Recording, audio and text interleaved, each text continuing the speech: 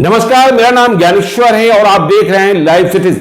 देखिए, बिहार विधानसभा उपचुनाव को लेकर आरजेडी और कांग्रेस की खींचतान अब चरम पर पहुंच गई है। खबर यह आ रही है कि आज मतलब तारीख है 3 अक्टूबर 2021 शाम 4 बजे आरजेडी अपने उम्मीदवारों का ऐलान कर सकती है। इसके लिए आरजेडी की ओर से प्रेस कॉन्फ्रेंस के आयोजन की खबरें आ रही है, लेकिन इससे भी बड़ी खबर आपको यह बता दें कि कांग्रेस इस प्रेस कॉन्फ्रेंस का बाइकॉट कर सकती है, क्योंकि आरजेडी की लीडरशिप ने यह फैसला कर लिया है। जैसा लाइव सिटी ने आपको बताया था कि कुशेश्वर स्थान और तारापुर दोनों सीटों पर आरजेडी ही चुनाव लड़ेगी। कांग्रेस को कुशेश्वर स्थान लड़ने के लिए नहीं दिया जा रहा है। कांग्रेस इस बात से नाराज हो गई है। कांग्रेस का अगला फैसला क्या होगा, इस बात की प्रतीक्षा की जा रही है। कांग्रेस के प्रभारी भक्त चरण दास भी शाम को पटना पहुंचने वाले हैं। तो इस वक्त की बड़ी खबर कि कांग्रेस आरजेडी की प्रेस कॉन्फ्रेंस का बाइकआउट कर सकती है। तो क्या बिहार विधानसभा के उपचुनाव में कांग्रेस आरजेडी का गठबंधन बना रहेगा?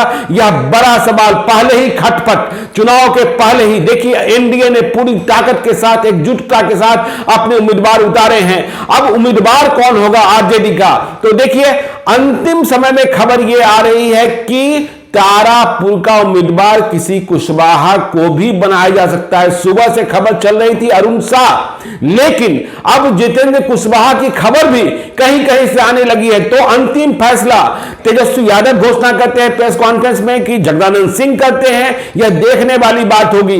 ठीक इसी प्रकार से कुशेश्वर स्थान से किसी उम्मीदवार बनाया जा रहा है, यह पत्ता भी खुलेगा जब प्रेस कॉन्फ्रेंस होगा।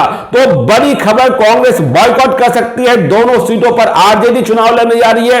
कांग्रेस अब यदि अलग फैसला लेती है गठबंधन, देखिए 2020 के चुनाव में कांग्रेस आरजेडी ने साथ मिलकर चुनाव लड़ा था, माले ने साथ मिलकर चुनाव लड़ा था, वामपंथी पार्टियों ने साथ मिलकर चुनाव लड़ा था, लेकिन यह गठबंधन अभी टूटता दिखाई पड़ रहा है। और इसका असर क्या होगा? कांग्रेस क्या चुप बैठेगी? आरजेडी का मानना यह है कि 2020 में जो सत्ता से हम दूर रह गए, इसका मुख्य कारण कांग्रेस को दी गई अधिक सीटें हैं, जिसमें कांग्रेस चुनाव नहीं जीत पाई। और यह बात भी सामने आ रही है कि आरजेडी में बड़ा बदलाव देखने को मिल रहा है। आरजेडी में टिकटों का फैसला, आरजेडी में महत्वपूर्ण फैसले अब सीधे तौर पर तेजस्वी यादव ले रहे हैं। तेजस्वी यादव की चल रही है। तेजस्वी यादव का ही फैसला रहा कि देखिए, यदि तारापुर में हम फिर से दिव्या प्रकाश, जयप्रकाश नारायण यादव की बेटी को उम्मीदवार बनाते हैं तो मुकाबला जबरदस्त नहीं होगा। हालांकि देखना होगा कि इस फैसले से जयप्रकाश नारायण यादव अपने को कितना आहत महसूस करते हैं। क्या वह आरजेडी के उम्मीदवार के समर्थन में जाते हैं प्रचार करने, या फिर कोई नया गुल खिलाते हैं? तो चुनाव और उपचुनाव यह जो है, यह रोचक होता जा रहा है। महागठबंधन के भीतर संघर्ष तेज है। कांग्रेस का फैसला देखना होगा। कांग्रेस अपना फैसला आला कमान के मूड के हिसाब से लेती है, यह भी बात आ रही थी। और अब इस बारे में अंतिम फैसला करना ही होगा कांग्रेस को कि यदि आरजेडी ने दोनों सीटों पर स्वयं चुनाव लड़ने का फैसला कर लिया, कुशेश्वर स्थान नहीं दिया जा रहा है, तो क्या कांग्रेस चुप बैठेगी या दोनों सीटों पर उम्मीदवार उतार देगी? देखिए, कुशेश्वर स्थान कांग्रेस अपनी परंपरागत सीट मानती रही है, वहां लड़ती रही है। अशोक राम उनके स्थापित उम्मीदवार रहे हैं। इस बार खबर यह थी कि अतिरेक राम, जो अशोक राम के बेटे हैं, उन्हें उम्मीदवार बनाया जाएगा। और खबर यह भी आ रही है कि राजेश मिश्रा फिर से कांग्रेस नेतृत्व के संपर्क में आ गए हैं, जो पुराने कांग्रेसी हैं। 2020 में तारापुर से चुनाव लड़ना चाहते थे, नहीं टिकट मिला तो वे निर्दलीय चुनाव लड़ गए थे, 10,000 से अधिक मत प्राप्त कर गए थे और अभी आरजेडी के भी संपर्क में थे। तो ऐसी स्थिति में यदि आरजेडी किसी कुशवाहा को, जितेंद्र कुशवाहा, या फिर जो नाम चल रहा है शाह का, अरुण शाह का, या फिर और किसी को, देखिए शकुनी चौधरी के बेटे के बारे में भी तमाम खबरें रही कि रोहित चौधरी जो हैं वो भी चुनाव लड़ना चाहते हैं किसी न किसी पार्टी से।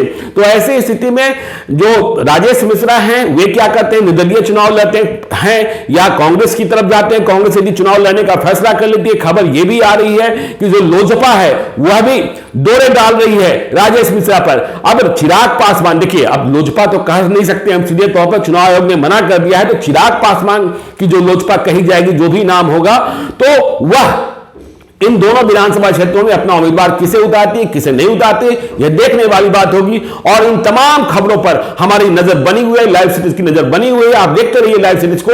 यदि अब तक आपने हमारे यूट्यूब चैनल को सब्सक्राइब नहीं किया, जरूर कर लीजिएगा। और यदि इस वीडियो को आप फेसबुक पेज के माध्यम से देख रहे हो, पेज को लाइक कीजिएगा, ट्विटर पर भी हमें फॉलो कीजिए। धन्यवाद।